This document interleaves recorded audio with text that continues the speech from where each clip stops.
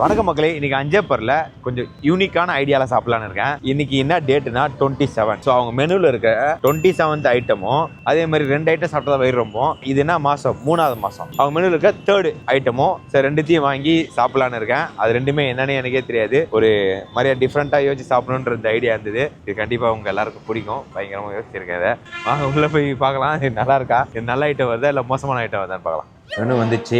So first நம்ம 27வது item போயிடலாம். இன்னைக்கு டேட்டுக்கு 1 2 3 4 5 26 27 என்ன வந்துருக்கு தெரியுமா? மட்டன் பிரியாணி வந்துருக்குது. ஸோ 3 என்ன வருதுன்னு பார்க்கலாம். 1 2 3 நண்டு மிளகு ரசம் வந்துருக்கு. அண்ணா மட்டன் பிரியாணி ஒன்று, நண்டு மிளகு ரசம் ஒன்று. நண்டு ரசம் இல்லையா? இங்கே போட்டிருக்கு நண்டு மிளகு ரசம். இன்னைக்கு இல்லையா?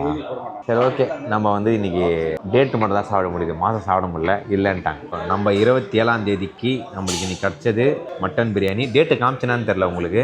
நல்லா பாருங்கள், 27ஆம் தேதி. தனியாக சாப்பிடும்போது நல்லா தான் இருக்குது.